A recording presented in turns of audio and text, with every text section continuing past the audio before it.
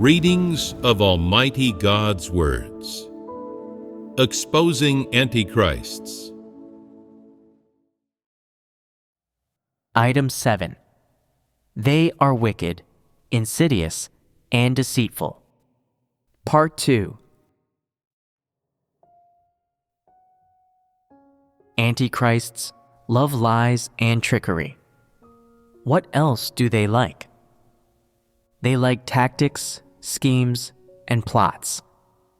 They operate according to Satan's philosophy, never seeking the truth, relying entirely on lies and trickery, and employing schemes and plots. No matter how clearly you fellowship the truth, even if they nod in acknowledgement, they won't act according to the truth principles. Instead, they'll rack their brains and act using schemes and plots. It doesn't matter how clearly you fellowship the truth. It seems that they can't understand it. They simply do things the way they are willing to do them, the way they want to do them, and whatever way is in their own self-interest. They speak smoothly, concealing their true face and true colors, fooling and tricking people, and when others fall for it, they feel pleased, and their ambitions and desires have been fulfilled. This is the consistent method and approach of antichrists. Regarding those honest people who are straightforward in how they talk, who speak honestly and openly fellowship about their own negativity, weakness, and rebellious states, and who speak from the heart, antichrists are inwardly repulsed by them and discriminate against them. They like people who, like they do, speak in a crooked and deceitful manner and don't practice the truth. When they encounter such people, they feel delighted in their hearts, as if they've found someone like them. They no longer worry about others being better than them or being able to discern them. Isn't this a manifestation of the wicked nature of antichrists? Can't it demonstrate that they are wicked? Why can these matters illustrate that antichrists are wicked? Positive things and the truth are what any rational created being with a conscience should love. However, when it comes to antichrists, they regard these positive things as a pain in their necks and a thorn in their sides. Anyone who abides by or practices them becomes their enemy, and they view such individuals with hostility.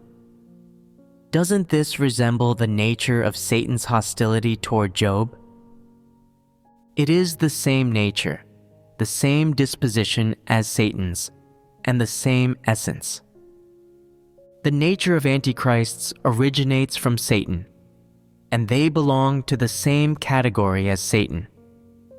Therefore, antichrists are in league with Satan. Is this statement excessive? Not at all. It's entirely correct. Why? Because antichrists don't love positive things. They enjoy engaging in trickery. They like lies, illusory appearances, and pretense. If someone exposes their true face, can they submit and accept it joyfully? Not only could they not accept it, they would respond with a shower of abuse. People who tell the truth or expose their true face would infuriate them and make them fly into a rage. For instance, there might be an antichrist who is very skilled at pretense. Everyone perceives them as a good person, loving, able to sympathize with people, able to understand others' difficulties, and often supportive and helpful to those who are weak and negative. Whenever others have any difficulties, they are able to show consideration and excuse them. In people's hearts, this Antichrist is greater than God. Regarding this person who postures as virtuous, if you expose their pretense and imposture, if you tell them the truth, can they accept it? Not only will they not accept it, but they will start ramping up their pretense and imposture. Tell me, if you expose the imposture of the Pharisees when they carried their scriptures to the street corners to pray and read it for others to hear, and you told them that they were doing it for show, would they confess to what you said? Would they gladly accept it? Would they reflect on your words? Could they admit that what they were doing was imposture and trickery? Could they reflect, repent, and never act this way again? Absolutely not. If you continued by saying, "Your actions are misleading people and you will go to hell and be punished," wouldn't that be telling the truth? It is telling the truth. Would they accept it? No. They would become immediately furious and say, "What? You're saying I'll go to hell and be punished? That's rich. I believe in God, not you. Your words mean nothing." Is that the end of it? What would they do next? They would continue saying, "I've traveled far and wide, spread the gospel to so many people, borne so much fruit, taken up so many crosses, and I've suffered so much in prison.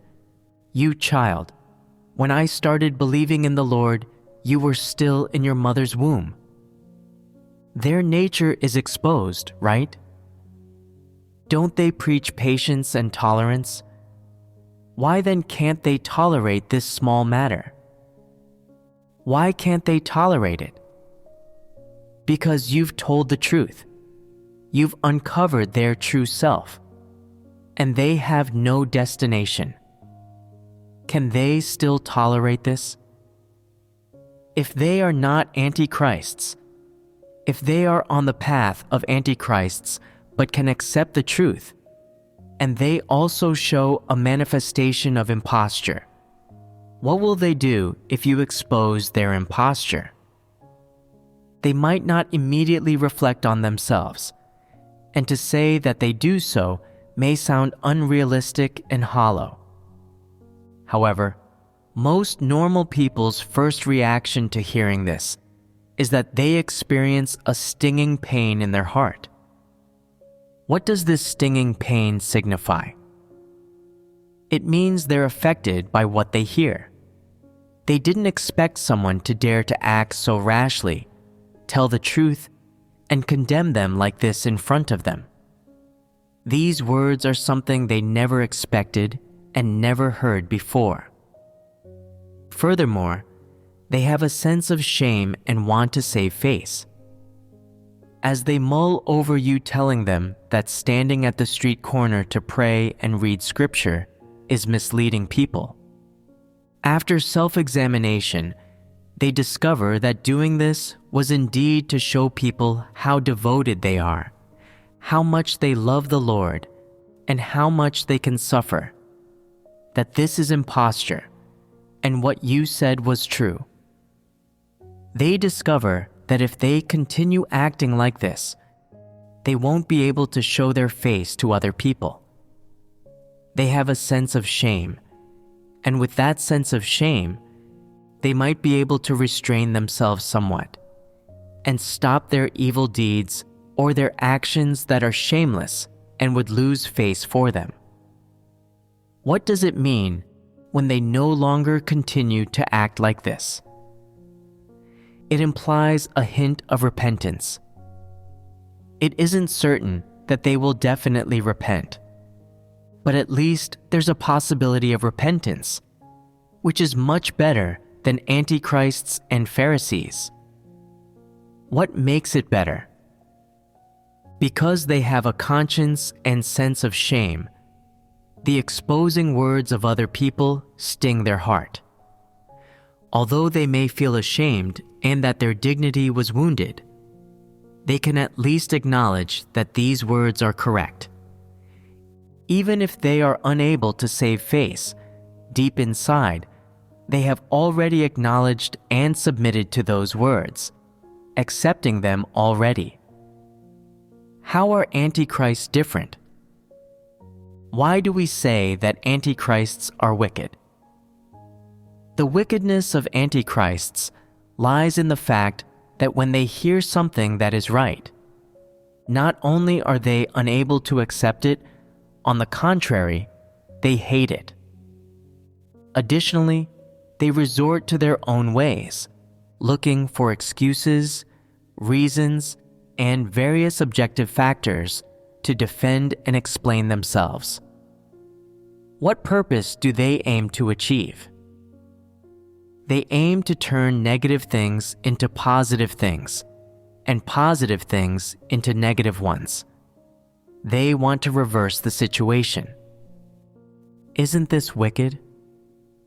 They think, no matter how right you are, or how much your words are in accordance with the truth, can you withstand my silver tongue? Even though all the words I speak are clearly false, cheating, and misleading, I will still deny and condemn what you say. Isn't this wicked?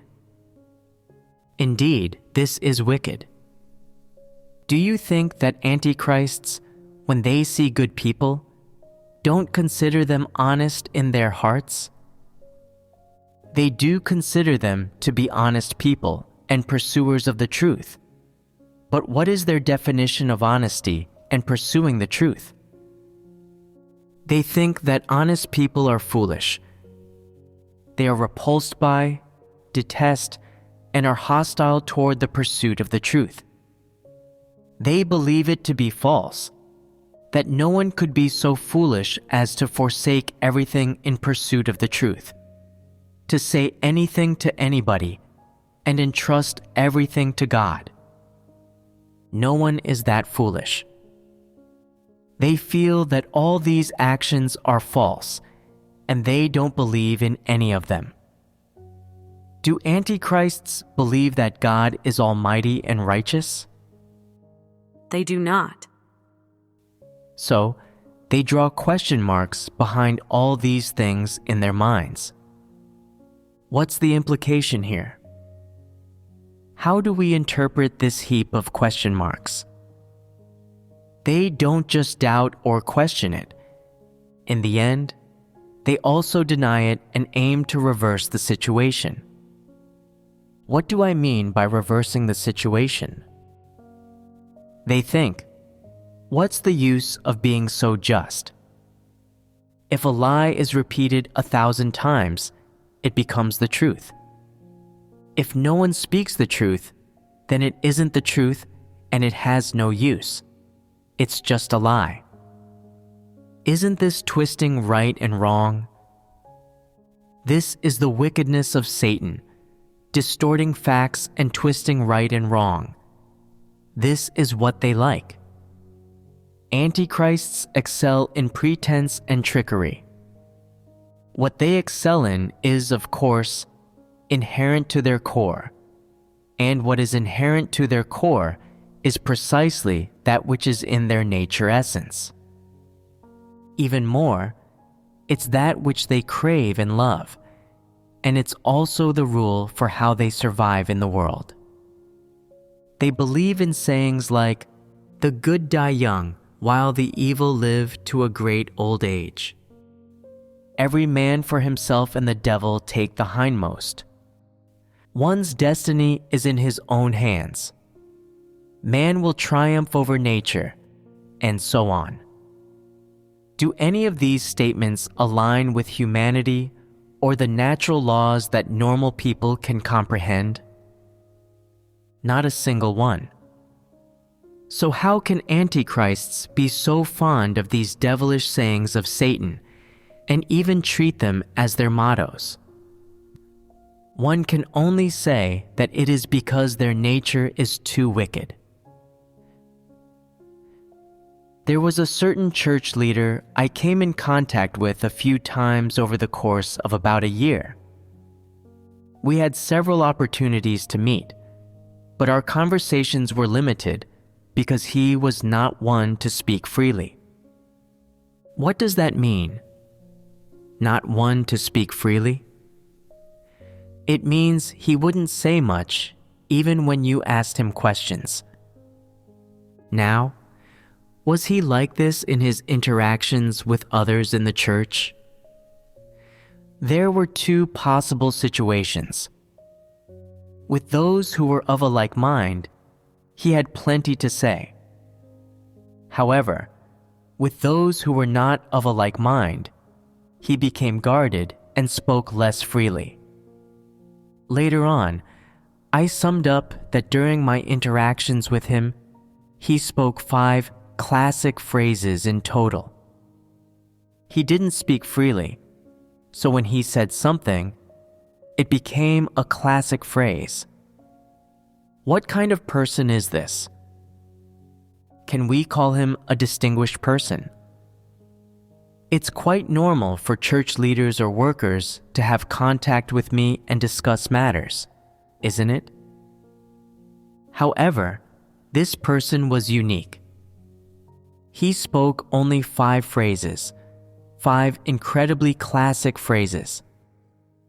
Listen to what makes these phrases so classic. Each phrase of his has its own context and a little story behind it. Let's start with where his first phrase came from. In the church led by this leader, there was an evil person who had done several bad things and disturbed the church's work. Everyone saw that he was an evil person, so they started fellowshipping about him and discussing him. If he was to be expelled and sent away, a notice would need to be made about him in the church, so everyone would know what bad things he had done and why he was being classified as an evil person and sent away.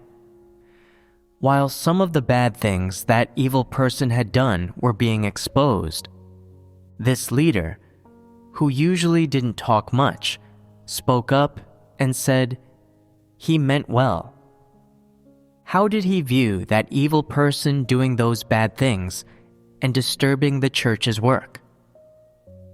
The fellow meant well. He believed that the bad things a bad person does are in line with the truth, so long as that person means well.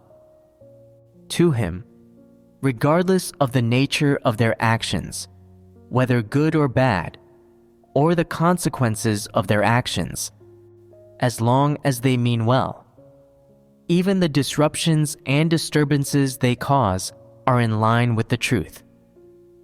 He meant well. That was the first phrase this leader spoke. Have you ever heard such talk? An evil person is clearly doing evil, and yet someone says that that person harbored good intentions while doing those bad things. Does everyone have discernment of this phrase? I believe some people might be misled by this phrase, because the majority of people think that as long as someone means well, they shouldn't be handled, and that if someone does something bad with good intentions, they aren't doing evil on purpose. After being thus stirred up and misled by this leader, it was possible that some people might go over to the leader's side and start sympathizing with the evil person. Without this leader misleading them, the majority of people would have understood this matter correctly and thought that evil person should be expelled and sent away for doing evil. However, after being stirred up and misled by this leader, some people thought, he meant well, that makes sense. Sometimes we're like that too. So, if we do something bad with good intentions, will we also be cleared out and sent away? As a result, they came over to the side of this leader. Why? They were thinking about their own futures. Wasn't it easy for people to accept the phrase that this leader spoke? What were the consequences of them accepting it? They developed doubts about God, about His righteous disposition, and about His principles for doing things. They developed doubts about the principles that God's house has for doing things, raised question marks about them, and then they condemned them. They harbored these doubts in their hearts. In reality, this evil person wasn't being sent away because he had done one bad thing. In God's house, nobody is sent away simply because they made an occasional mistake. No matter whether they do manual labor, a special duty, or a duty involving technical skills. They all undergo a joint classification of their consistent behavior by church leaders and the brothers and sisters, and then they are handled. For example, if someone is always lazy when they should be working and makes excuses to avoid work, is it appropriate to send them away based on this behavior? That's right. It is appropriate. For instance, if you're assigned to clean and you frequently eat sunflower seeds, drink tea, read the newspaper, and casually toss sunflower seed shells around, aren't you neglecting your duties? Not only are you not cleaning, you're also creating a mess, which means you are neglecting your duties. If you're incompetent in your work, it's entirely in line with the principles to send you away, and you shouldn't argue about it. However, this church leader claimed that the person meant well, which misled people. After the leader stirred up and misled people like this, some of them followed his lead, and they reached a consensus. But where did they place God and the truth principles when they acted this way? They became like a family, talking about our church and our house of God. How are church and house of God defined? Can there be a house of God where there is no God? If there is no God in a place, can a church exist or be established there? No, it cannot. So, what did it mean when they said our? It meant they had split from God. The church became this muddled leader's church. He became the master of the church, while those so-called brothers and sisters and muddled people formed a gang with him and acted like relatives toward him.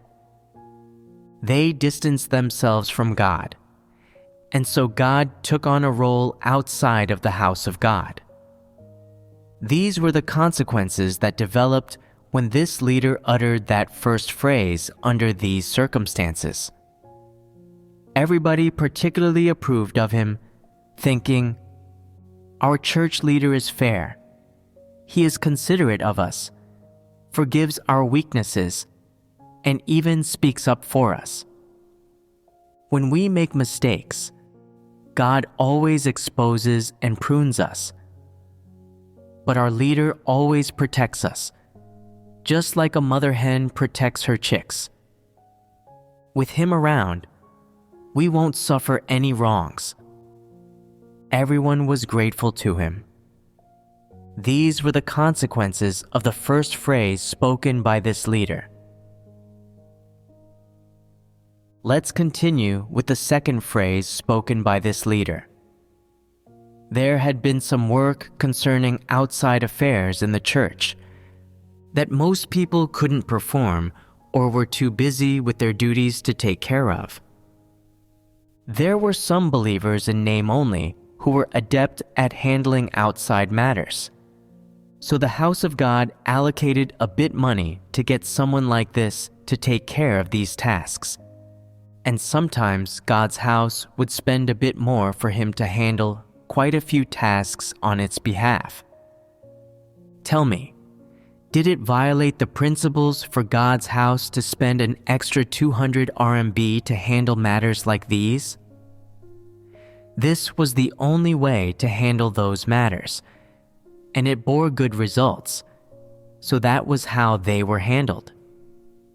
Giving that person an extra 200 RMB made it convenient for God's house to handle these matters, and many issues got resolved.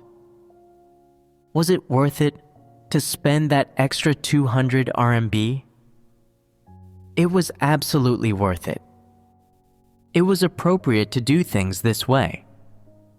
If God's house gave that 200 RMB to someone who couldn't handle those tasks, it would just be a waste.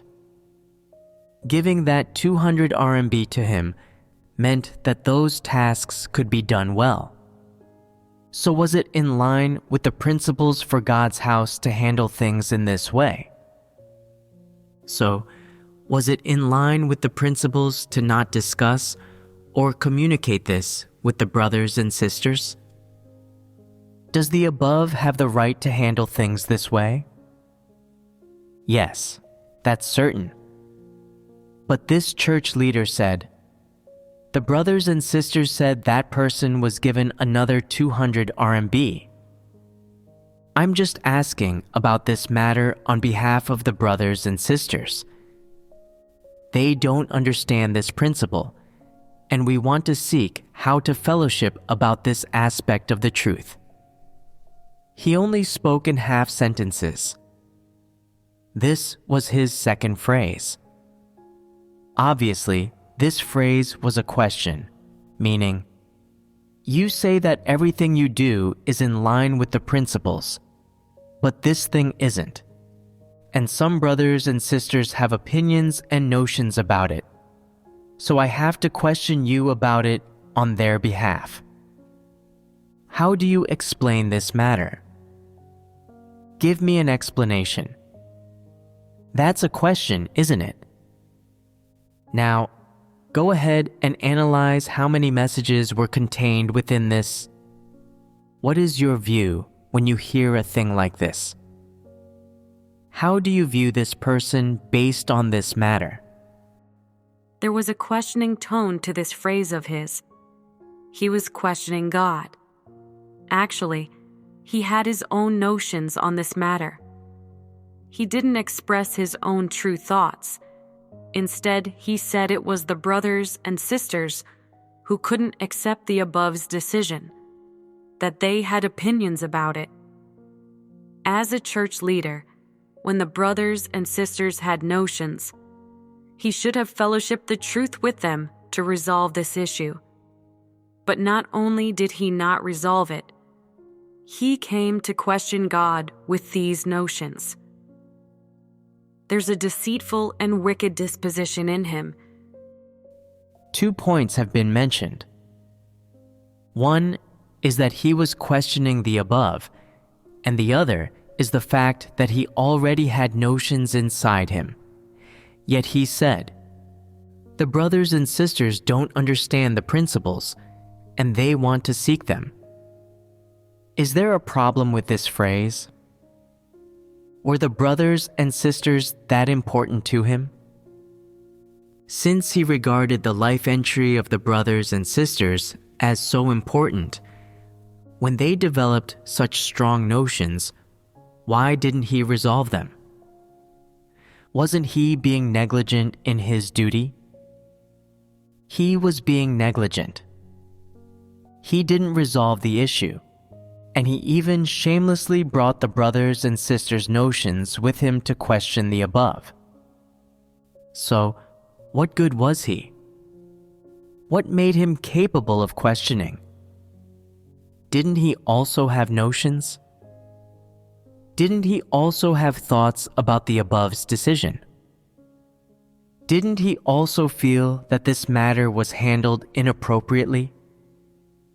that 200 RMB wasn't spent on him. So he felt like he missed out, didn't he? He thought, I should have received that extra 200 RMB. We deserve it. That guy is a disbeliever. He shouldn't get it. We truly believe in God, and we are people of God's house. He is not. Isn't that what he meant? That's exactly what he meant. And he didn't say this directly.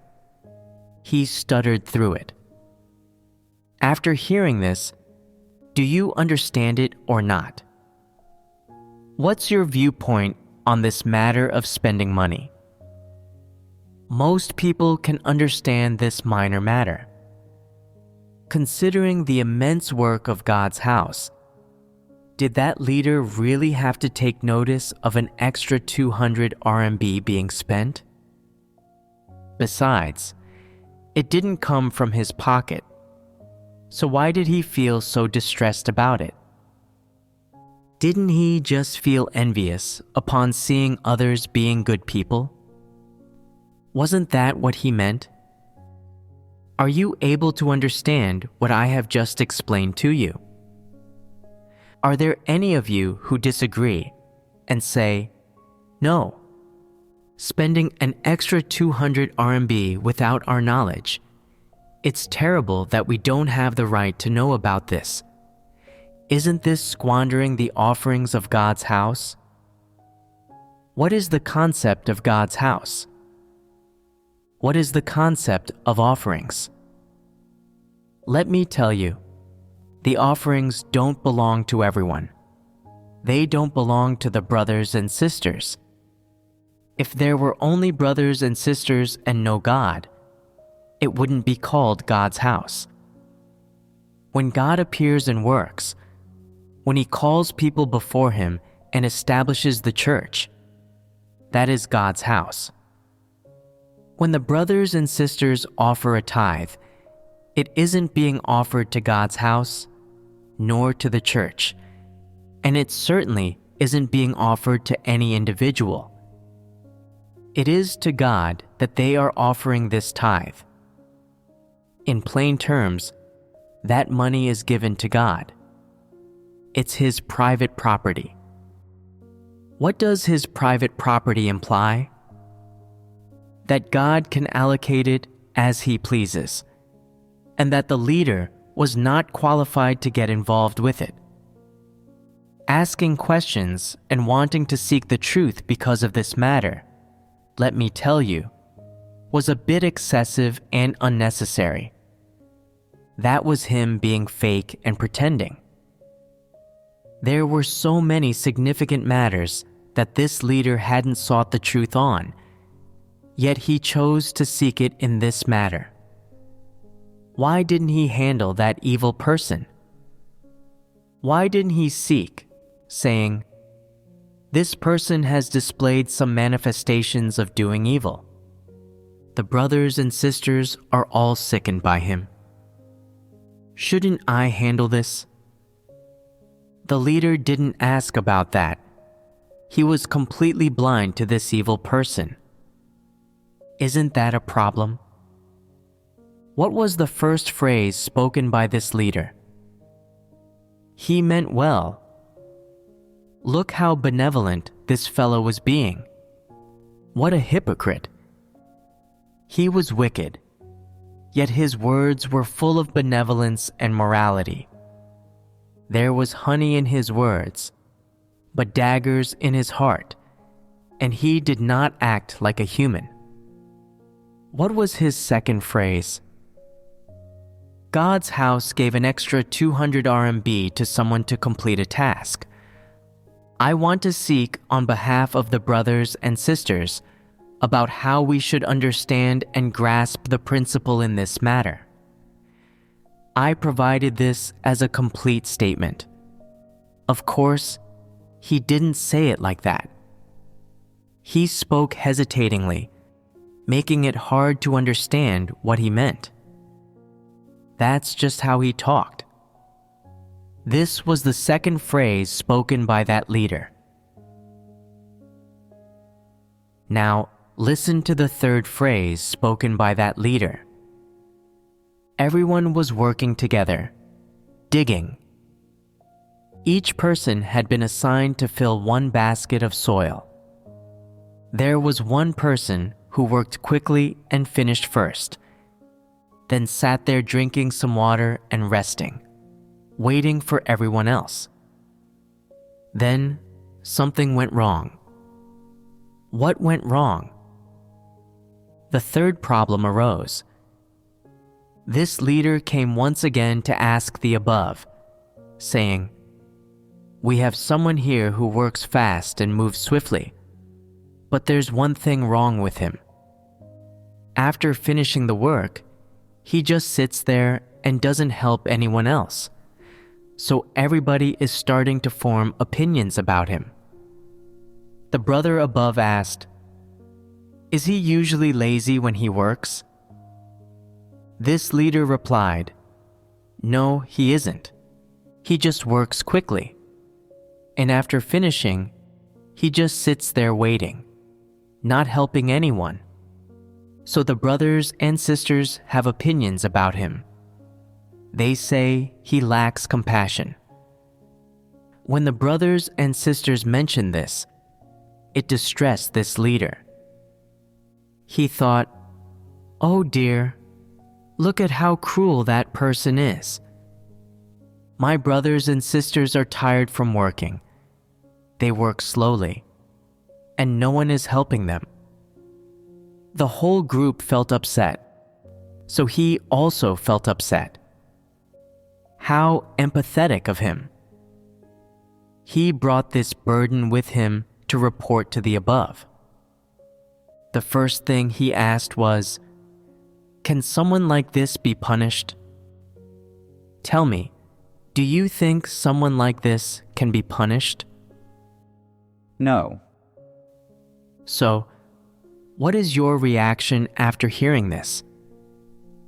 Do you have mixed feelings about it? Do you feel upset?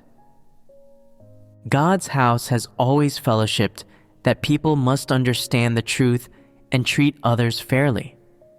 But he couldn't even do this small thing. He believed that punishing that person would be fair. Isn't this wicked? He thought, "My brothers and sisters are suffering, and they've reported to me that this person lacks compassion. As a leader, how can I win over these people, appease them, protect them, keep them from being wronged or feeling hard done by?" His first response was to punish that person, thinking that by punishing him, everybody's anger would be assuaged and everything would be fair and equitable.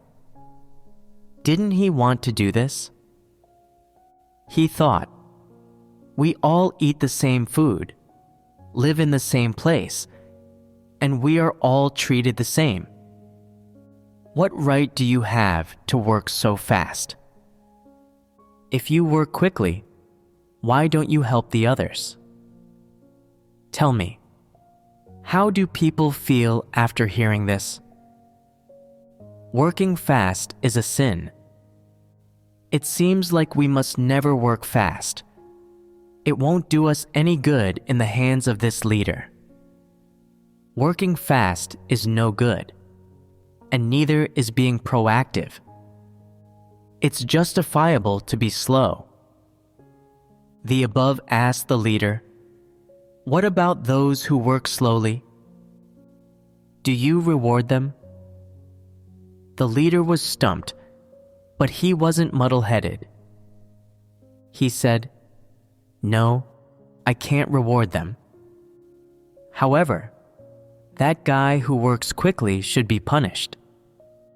The brothers and sisters all say he needs to be punished." That was the phrase that he uttered. Tell me, does this phrase truly represent the brothers and sisters, or does it represent the leader himself? it represents the leader himself. Let's set aside the brothers and sisters. Among them, there are all sorts of muddled people. Those who don't love the truth, those who speak in a crooked way, those who are selfish and self-serving, those who incite arguments, those who speak without principles, and those who act without a moral baseline. What kind of person can't be found among them? So, what was his responsibility as a church leader? Was it his responsibility to speak for the influential brothers and sisters, to defend these wicked trends and evil practices? No. Then what was his responsibility? When he discovered issues of distortion and deviation among the brothers and sisters, it was his responsibility to resolve these issues using the truth, so that those people could understand where the problems were and the issues with their states, leading them to know themselves and understand the truth, and bringing them before God. Isn't this the responsibility of a church leader? Did he fulfill it? Not only did he fail to fulfill it, he even fostered those wicked trends and evil practices, protecting, inciting, and condoning their breeding and spreading in the church. Isn't this wicked? Tell me, after the above prunes and exposes a person with this kind of wicked disposition, will they be defiant in their heart? They certainly will be defiant. Will they treat people fairly according to the principles given to them by the above? Absolutely not. You can see from the words he spoke that he was thoroughly devious. Later, I thought to myself, if those who work quickly will be punished, who will dare to work quickly? Everyone will become as slow as turtles, unable to climb onto the riverbank even after puttering around for 3 days. Isn't that how things will be? Besides his inability to treat people fairly, the most fatal and severe aspect of this leader, and the one that could mislead people the most, was that no matter what bad things the brothers and sisters did, or what erroneous and absurd viewpoints they spread, he not only failed to discern and correct them, he indulged them, sheltered them, and even tried to please them. Wasn't he a dangerous individual? He was extremely dangerous. This was the third phrase spoken by that leader. Let's continue on to the fourth phrase. I frequently visited the church where that leader was in charge, and they kept some chickens there. Every time I visited, he would kill a chicken. One day, a chicken would be stewed in a clear broth. The next day, a chicken would be red braised. The day after, a chicken would be smoked. I thought that if I kept going there every day, that flock of chickens may well be gone in a few days. Why was that? When a chicken was cooked, sometimes I'd have a piece, and sometimes I wouldn't want any. But those people ate it regardless, and an entire chicken was consumed each time. Later, I considered this. If an entire chicken was consumed each time I visited, no matter how many chickens they had, they wouldn't last long being eaten like that. So, I told the leader that he couldn't kill chickens anymore. Wasn't this the proper thing to do? Now, this really got him in a fix. He came out with a question saying, If we can't kill chickens, then... You have no idea what he asked next. What did he finally choke out? Then what do you want to eat? I said, isn't there anything else to eat besides chickens? Isn't the garden full of vegetables? I'm fine with eating any of them. He meant that if they weren't allowed to kill chickens, I'd still need to have some meat. Considerate, wasn't he? I said, what meat? If you have vegetables, then I won't eat meat. If I don't tell you to kill the chickens, don't kill them. This should have been easy to understand, shouldn't it? But in his case, it became a dilemma. Not being able to kill chickens made him really uncomfortable. He started to act very strangely, like a man possessed. Since he couldn't eat chicken that time, the next time I visited, he asked another question, which brings us to the fifth phrase. Listen to how his questions got more and more laughable. What was the question?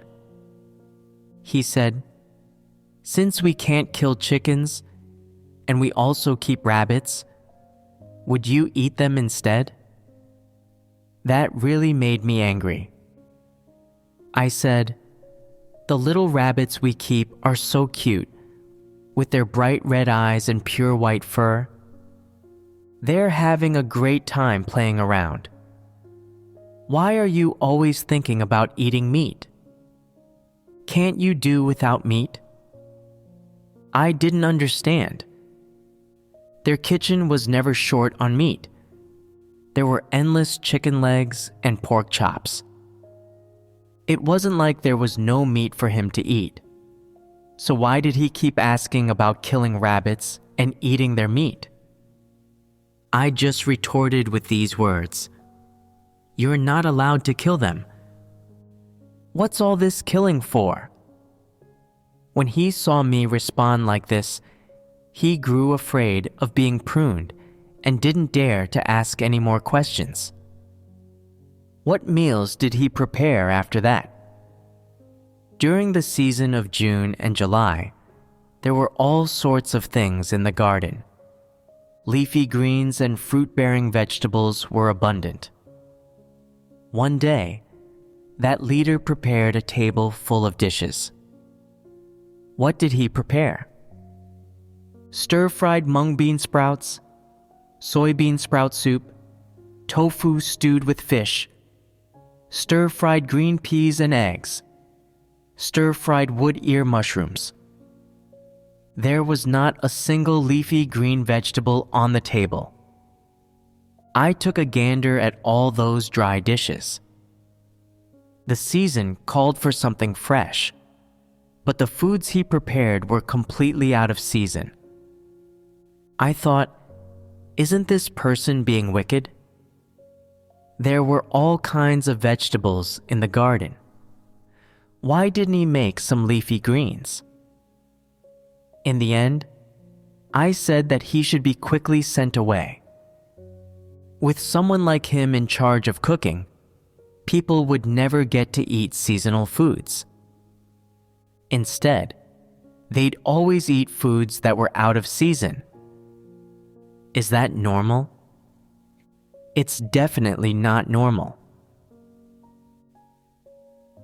Through the questions asked by this leader and his way of cooking, I observed that firstly, his character was poor. Secondly, that he had a wicked and insidious disposition. And thirdly, that he did not pursue the truth. However, there was a certain unexpected thing. You could even call it bizarre. In the past, every time there was an election in this church, he received the most votes.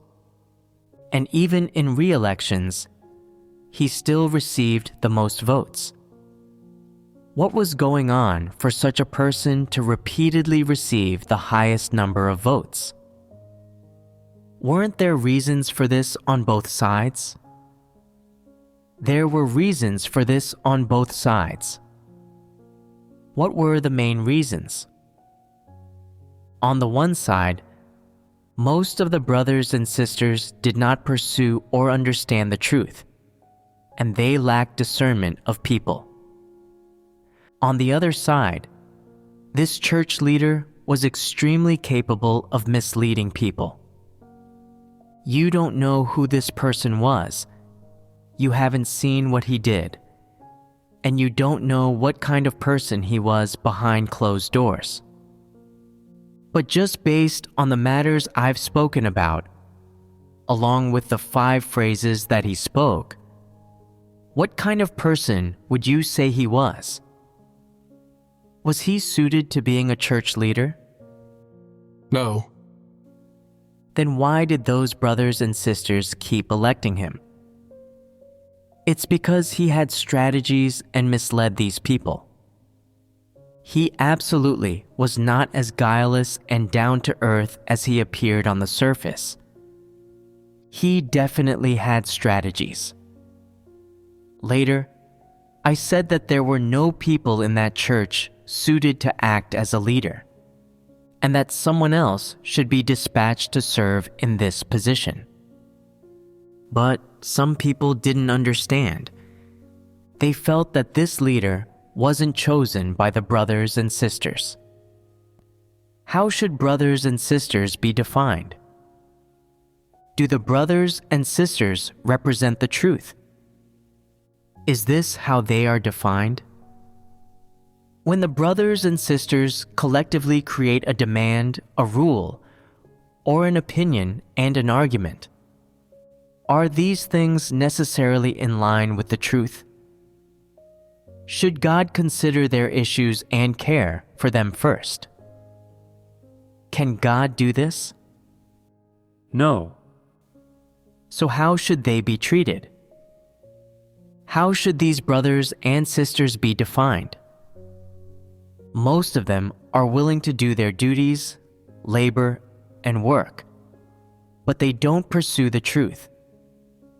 They lack the ability and caliber to comprehend the truth. They are foolish, numb, and dull-witted. They are unable to discern people or to see through matters, and they are selfish and self-serving. Although they possess some good intentions and are willing to forsake things, expend themselves, and toil for God, what's their fatal flaw? They don't understand the truth or accept it. They adhere to, whoever feeds me is my mother. Whoever gives me money is my father. Whoever is good to them or advantageous to them, whoever speaks on their behalf and protects them, that is the person they choose. If such people were allowed to choose their own leader, could they elect a good leader? They could not. Could they make any progress in their life entry? If the above allowed them to be so willful and to keep casually acting so recklessly, wouldn't that be irresponsible? They were muddle-headed, but the above is not, and the leader these people had chosen was removed and replaced with someone else. Even though these people were unwilling to accept the new leader, as long as that person could do some real work, they were much better than that false leader who misled people.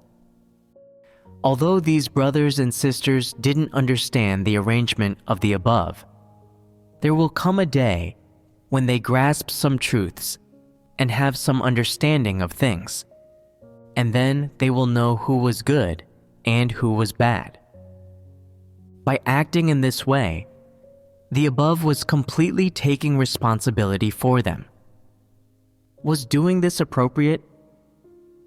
Even though they didn't understand, They couldn't be allowed to just do as they pleased in electing whomever they wanted. Do they want to rebel? If they want to do evil, to become Satan's accomplices, they'll be completely destroyed. So, the above made the decision for them and selected another leader. But they didn't accept this. They insisted that the person they had chosen was suitable. Isn't this being wicked? Why did they always think that he was good? What was so good about him? Why were they so determined to keep him? There was a problem there. They had been misled and harmed by this false leader without realizing it. They truly were a pack of fools. I've finished talking about this matter. We take people like this false leader as a typical case to dissect and analyze within this topic. Doing this is proper. After all, the wickedness in their dispositions is itself typical. When it comes to our fellowship on wickedness within the seventh manifestation of Antichrists, through integrating these specific examples and analyzing and comparing them, has this subject become any clearer to you? Whether this person I just discussed will be able to pursue the truth in the future is unknown. It is difficult to say, and we will refrain from drawing any conclusions for now.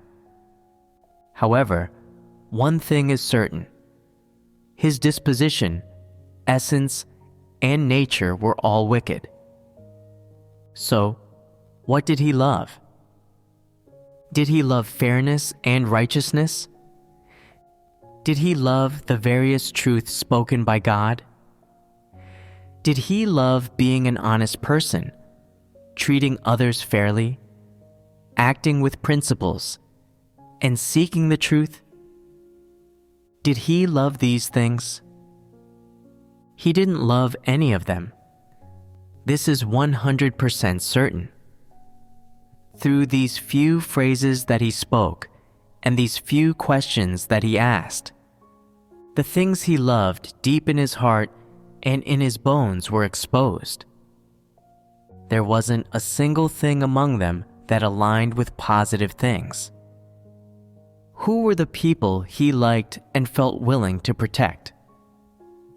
He protected those who did evil, who disturbed the work of the church, who completely lacked loyalty and engaged in many evil deeds in their performance of their duties. He didn't view such people with anger or hatred. He even spoke up for them and defended them. What does this indicate? That they were of the same sort. They shared common interests and a common essence. They were naturally in agreement with one another, and they were two of the same rotten kind. When some brothers and sisters kept harboring notions and misunderstandings about God's words and actions, how did this leader feel? Did he bear a burden when it came to resolving these issues? He didn't bear this burden. He didn't address these issues or pay attention to these matters. He turned a blind eye to them. When someone humiliated the name of God, or disrupted and disturbed the work of God's house, when someone lacked loyalty and was perfunctory in doing their duty, or harmed the interests of God's house, and brought about disturbance and destruction while doing their duty, or vented negativity and circulated notions, could he identify any of these as problems? He couldn't identify them as problems. He thought, it's normal for these issues to exist. Who doesn't have revelations of corruption? What was he implying? He was implying that those people must act this way, as then he wouldn't seem so bad, he could hide and be protected. Isn't this wicked? These people continuously caused disruptions and disturbances, and he didn't handle them. Based on this, tell me, did he have a sense of justice? Did he love the truth? What kind of place did he take God's house for? He didn't want God's house to be filled with honest people, people who were loyal to God, people who followed God's way and knew their place while doing their duties. He didn't want everybody to open up and fellowship about God's words, to submit to God and bear witness to Him. He didn't want everyone in God's house to be like that. So, what was it that he wanted? He wanted everyone to be making self-serving connections, safeguarding each other's interests, not harming anyone else, or exposing the skeletons in anybody's closet. He wanted everybody to be mutually protecting and sheltering one another, concealing any bad things that others did from outsiders, and acting as a united front. That was what he wanted. When someone brought another's wrongdoings and true circumstances into the open and made these things public, speaking directly and letting everybody know about them, he hated and detested such actions. He liked when wrongdoings remained concealed and shrouded, when lies went unexposed, and when whoever engaged in trickery or harmed the interests of God's house wasn't handled according to the principles. In the church he supervised, what became of God's words and the administrative decrees and work arrangements of God's house? They became empty words, and they weren't able to be implemented. Why were they unable to be implemented? Because he blocked them. He became a wall that cut them off. This is the wicked disposition which antichrists reveal by distorting the facts, employing certain tactics, and engaging in certain schemes and ruses to fool and trick others in order to achieve their own goals.